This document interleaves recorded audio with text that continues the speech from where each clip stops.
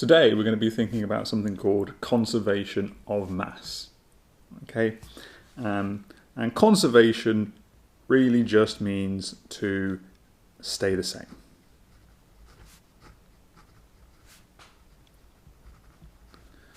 Okay, and there's lots of things in science like conservation of mass or conservation of momentum you might see in physics. Okay, and it just means for the mass to stay the same. All right, so let's imagine that you go camping, and when you're camping you want to have a campfire. So you've got a piece of wood. Okay, now this is your piece of wood, and let's say that your piece of wood weighs or has a mass of 1 kilogram. So the mass of the piece of wood is 1 kilogram, and you set fire to it, and it burns, and it keeps you warm. Okay, and then after a while, what happens? Well, after a while, you've got on the ground just some ash. Yeah, so you've just got some ash on the ground. Okay, now this ash here might not weigh very much. Okay, it might have a mass of only, let's say, 0.05 kilograms. So the mass has gone from 1 kilogram to 0.05 kilograms. Okay, so the question is, where has all that mass gone? Okay, it can't just disappear. It can't just magically disappear. All right, because we know that mass must be conserved. So this mass that we've gone from 1 kilogram to 0.05 kilograms must have gone somewhere else. And where it's gone is, well, inside my wood, I've got carbon. All right, I've got solid carbon. When I burn it, the solid carbon reacts with oxygen in the air. So around here, in the air, around the fire, is oxygen gas. And when those two things react together, I make carbon dioxide gas. Okay? So, and I might have also a little bit of carbon left over. All right, but let's not worry too much about that. So what happens is I start with my kilogram of solid carbon, and I react it with oxygen in the air, and I make carbon dioxide, which is also in the air. So you can see that the carbon hasn't disappeared. It's changed into a gas. Okay, now it's important that you realize that all of these atoms are still here. So I've got here a carbon atom, and I've got my oxygen atoms. All right, so those are adding together, and what I end up with is carbon with the 2 oxygen atoms. So even though when we look at this, it looks like the carbon has disappeared. See, I have a kilogram here and I have almost nothing here. But really, the carbon has reacted with the oxygen to form another gas, carbon dioxide, and that gas is over here. You can't see it. All right? But just because you can't see it doesn't mean it's not there. All right? So let's try a different example. Okay? So I'm going to add I'm going to have a beaker. All right, and I'm going to put the beaker on a weighing scales. And in the beaker, I'm going to put hydrochloric acid.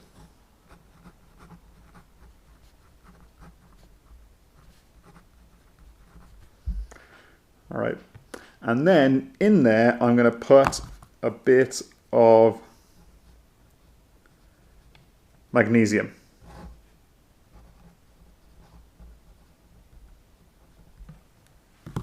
All right, And on my weighing scales, it's going to say it's got a mass of, let's say, 150.0 grams. Okay. Now, if I wait a while, what I will observe is my magnesium, okay, it will start to make lots of bubbles as it reacts. You might hear a fizzing sound. And after a while, it will disappear. So there'll be nothing there. And my weighing scales might now say 147.5 grams. Okay, so you can see that the mass has gone down, the magnesium has disappeared, and the mass has gone down. All right, so what's happened? Now you might be thinking, well, the magnesium has disappeared, so the mass has gone down. Wrong. All right, you might be thinking that, well, I don't know what you might be thinking. All right, well, let's find out what's actually happened. So we can write down a chemical equation, which is magnesium plus hydrochloric acid gives us MgCl2 plus H2. You remember that a metal plus an acid gives us a salt plus hydrogen. Okay, but that equation is not balanced. So why don't you pause the video now and have a go at balancing that equation. Okay, you should have seen that we have one magnesium, that's fine. One hydrogen, two hydrogens, so I need to put a 2 there. And now I've got 2 chlorines and 2 chlorines, so that's balanced. Okay, so I said before that you might think that the magnesium has disappeared and that's why the mass has gone down. But you can see now that's not what has happened, because I've got magnesium here and I've still got my magnesium here. Okay, the magnesium can't disappear. It's not possible. So why has the mass gone down? And the reason is because H2 is made as a gas.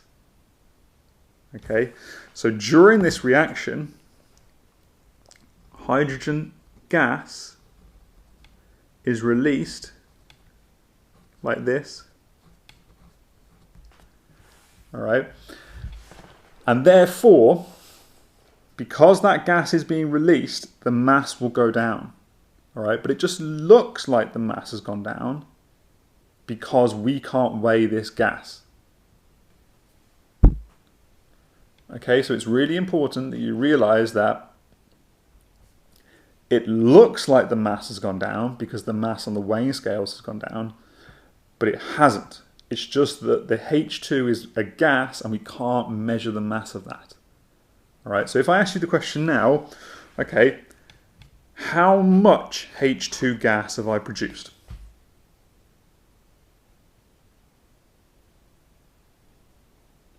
Yeah, 2.5 grams.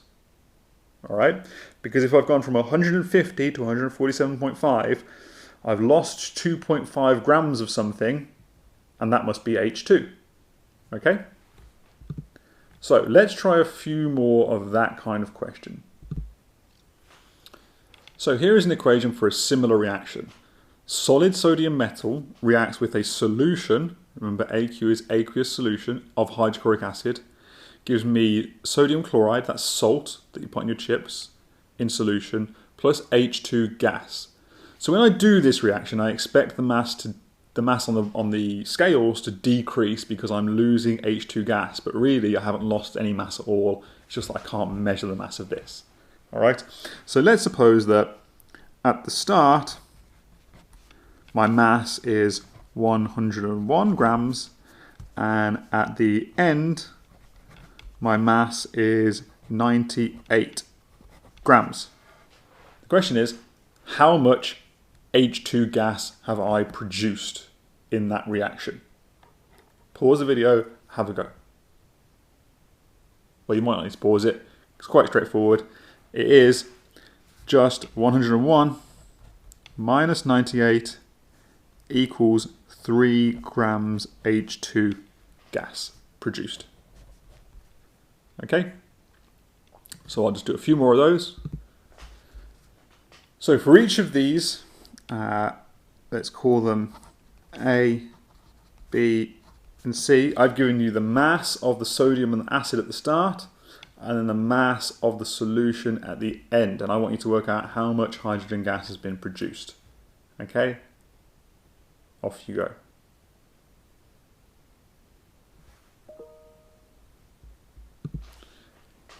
Okay, so by doing this number minus this number, you can work out how much hydrogen gas has been produced. All right, so you should have got these numbers. If not, have another go. Okay, so let's try it a little differently.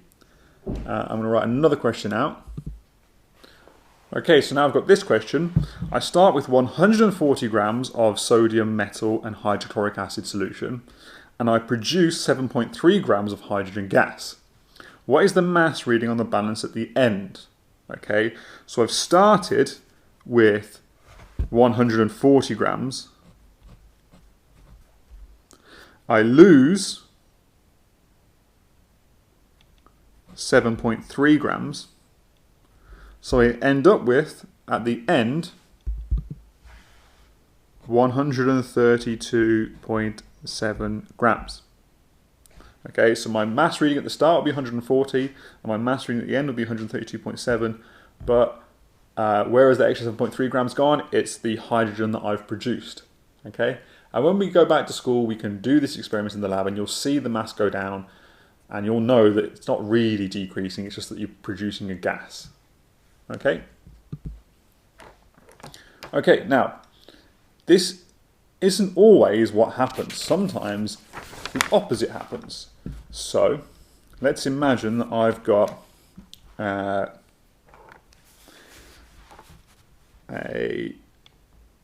bowl,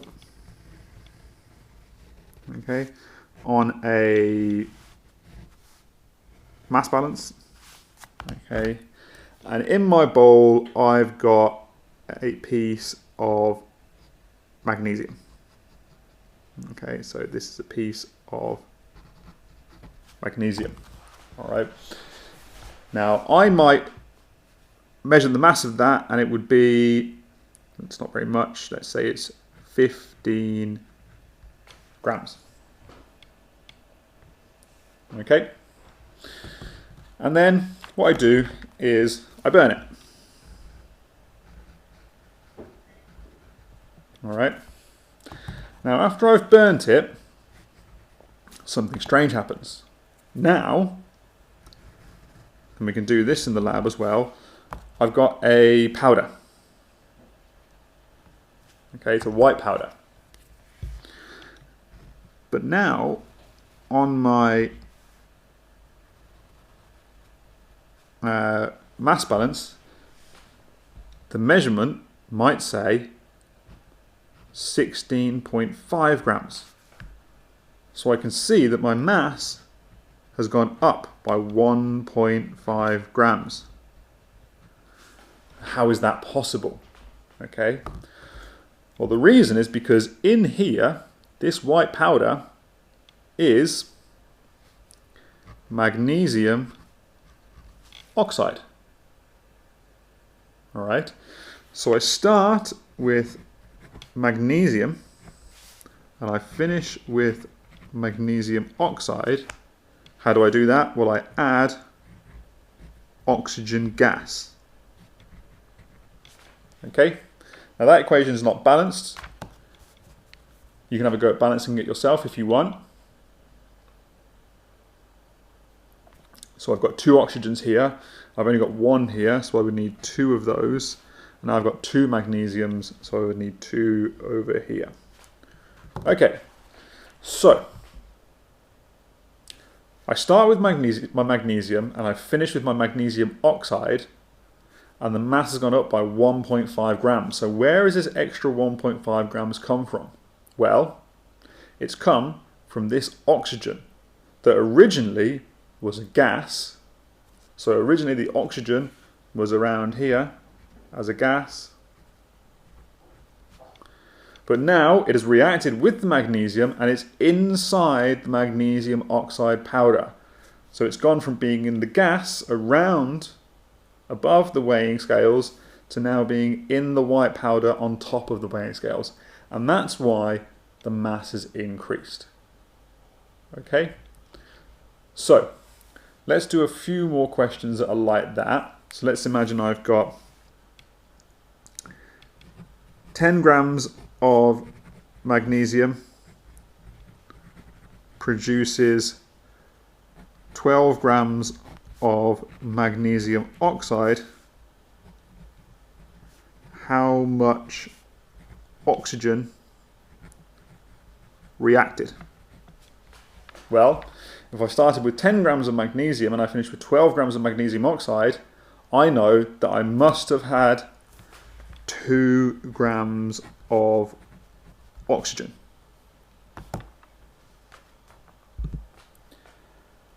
Okay, so we've seen these two different situations. All right.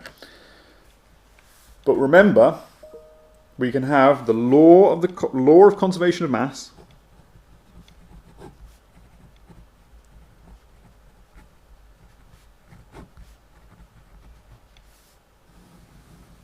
is that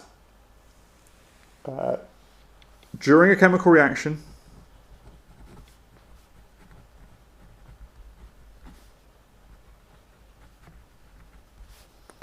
total mass stays the same.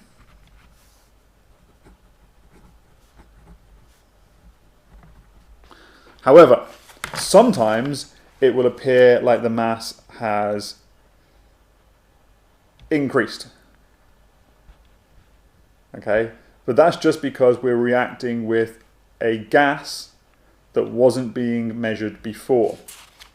And sometimes it will appear as though the mass decreases, but that's because we're making a gas that's lost and we can no longer measure that. But we can always measure the mass of the gas that is either lost or the mass of the gas that is gained by looking at the difference between the mass at the start and the end.